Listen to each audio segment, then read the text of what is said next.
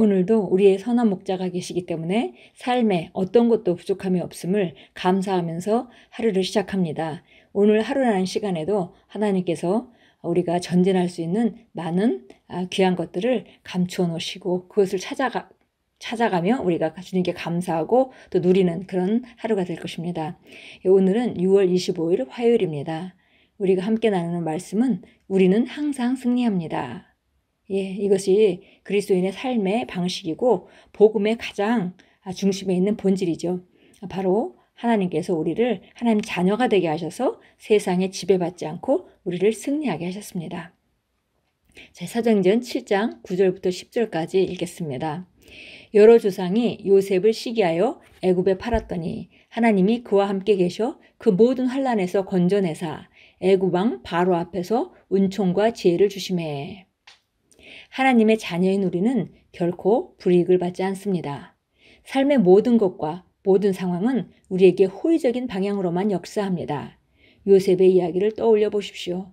그가 어디를 가든지 그는 번영했습니다.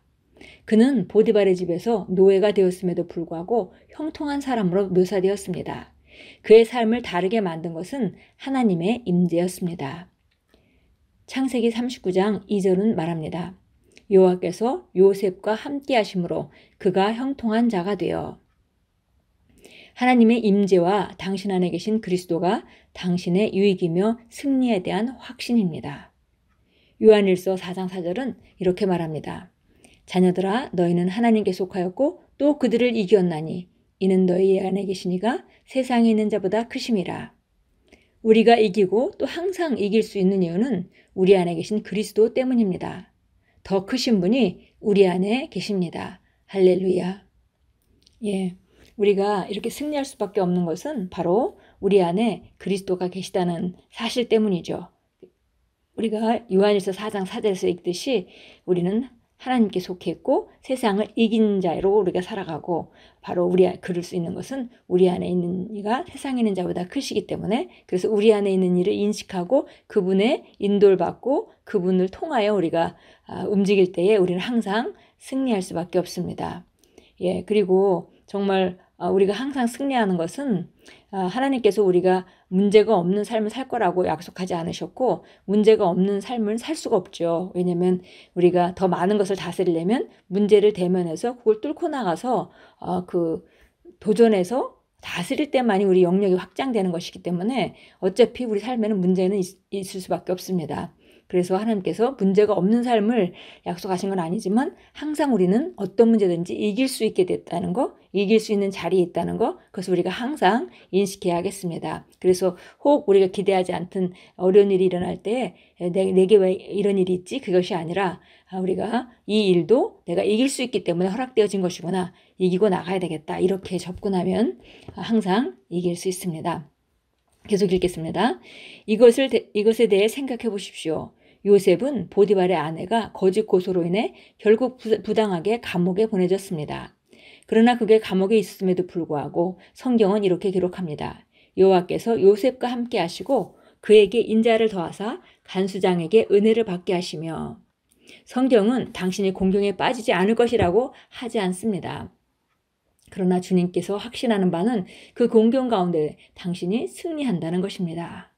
그리스도께서 당신과 함께 하시고 당신 안에 계시기 때문에 그분께서는 당신을 그 문제에서 벗어나게 하십니다. 그 무엇도 우리 안에 계신 그리스도에 비할 수 없습니다.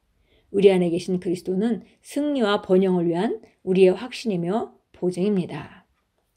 당신 안에 그리스도가 있다는 것은 당신은 어떤 상황에서든지 결코 불이익을 당할 수 없다는 의미입니다. 바로 그 지하 감옥에서도 그분은 당신을 승리로 이끌 것입니다. 고린도후서 2장 14절은 말합니다. 항상 우리를 그리스도 안에서 이기게 하시는 하나님께 감사하노라.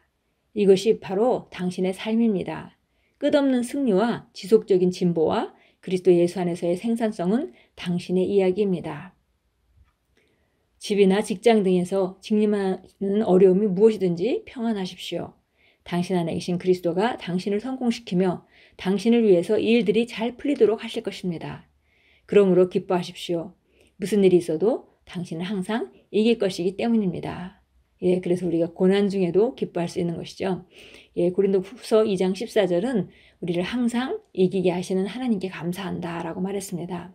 그래서 끝없는 승리가 있고, 승리가 있다는 얘기는 끝없는 문제가 있기 때문에 끝없는 승리가 있는 것이죠. 그래서 끝없는 문제가 있고 끝없는 승리가 있고, 그렇기 때문에 계속 승리하고 계속 확장하니까 지속적인 진보가 있는 것이고, 그렇기 때문에 우리는 그리스도 예수 안에서 생산성 있는 사람이 되는 것입니다. 예, 그래서 우리가 이거를 잘 해석해야 되죠. 나는 이 땅에서 어떤 어려움도 겪고 싶지 않다. 그런 일들이 나를 피해갔으면 좋겠다. 그런 생각은 그리스도인의 합당한 생각이 아닙니다. 그 얘기는 진보하지 않겠다는 얘기고, 우리가 정말 100년을 넘는 그런 시간을 살아가는데 어려움을 안 겪고 확장하지 않고 생산성도 증가하지 않고 진보가 없는 그런 삶을 살기로 선택하는 사람만이 그런 태도를 가지고 있고, 그런 태도를 가지고 있다 하더라도 어차피 이 세상은 그렇게 모든 문제가 나를 피해갈 수는 없는 것입니다. 그래서 정말 우리는 오히려 더 적극적인 자세로 어떤 문제가 난 승리한다. 그리고 문제를 하나 승리할 때마다 나는 그만큼 진보하고 나는 그만큼 구비되는 것이고, 그리고 나의 생산성은 늘어나고 있다. 그래서 나는 내 삶은 점점 더 영광에서 영광으로 나아갈 수밖에 없다. 이렇게 우리가 바르게 조명해야 되겠습니다. 그래서 어떤 상황이 부딪힌다 하더라도 결국은 사단은 항상 메시지를 두려움을 주고 염려를 주어서 하나님의 공급을 끊으려고 하는 것이고, 우리는 어찌하든지 평안을 유지하고 그 어둠들을 거절하면 항상 우리는 이기게 되어 있습니다. 그것은 보장된 것입니다. 예, 참고 성경 보겠습니다. 창세기 39장 21절 보겠습니다. 21절부터 23절까지입니다.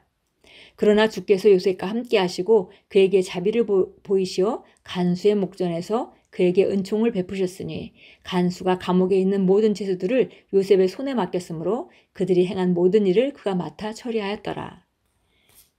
예, 간수는 그의 손에 있는 것은 어떤 것이라도 돌아보지 않았으니 이는 주께서 그와 함께 하셨고 그가 행한 것을 주께서 형통하게 하셨기 때문이더라. 예, 정말 요셉의 삶을 보면 요셉이 하나님을 의식하고 얼마나 바른 것을 선택하는데 지속적으로 자신을 드리고 존중하는 삶을 살았는지 우리가 읽을 수 있습니다.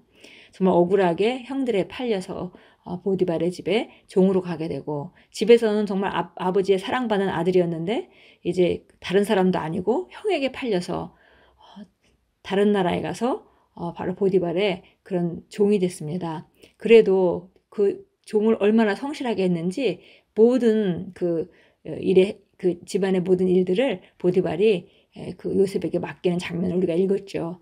그리고 나서 보디발의 아내가 유혹을 해서 그것을 거절했는데 또 누명을 씌워서 이제 감옥까지 가게 됐습니다. 그래서 그 감옥에서도 여전히 요셉은 정말 하나님을 의지하고 하나님을 바라보면서 성실히 일했고 다른 사람들을 섬겼고, 그렇기 때문에 간수가 인정했고 모든 일을 그에게 맡겼다 그랬습니다.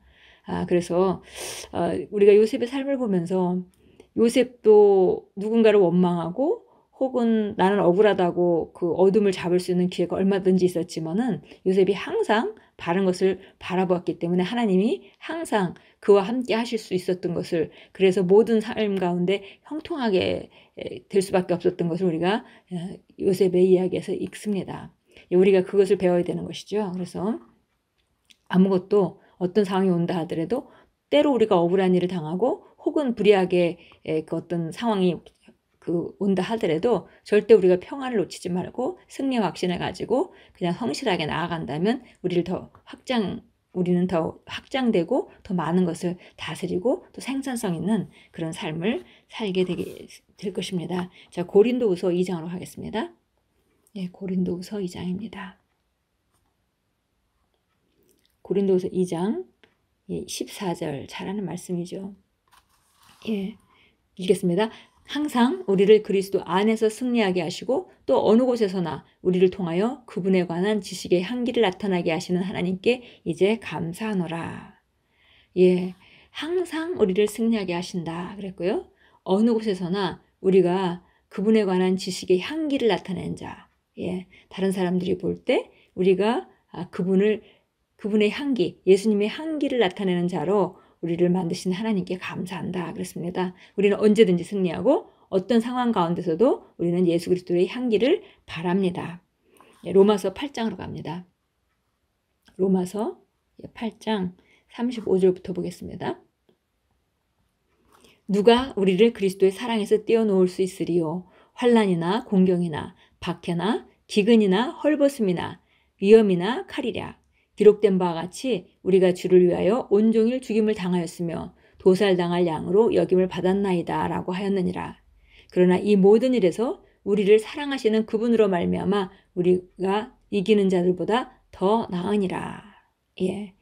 바로 우리가 정복자보다 나은 자다 그랬습니다. 왜냐하면 그분이 우리를 사랑하시고 모든 일에서 우리를 너무나 사랑하시기 때문에 어떤 것도 하나님께서 우리를 이기게 하시는데, 우리를 사랑하셔서 나타나시는데, 우리에게 공급하시는데 그 사랑을 막을 것은 없다. 그러니까 우리는 항상 이길 수밖에 없다라고 말했습니다.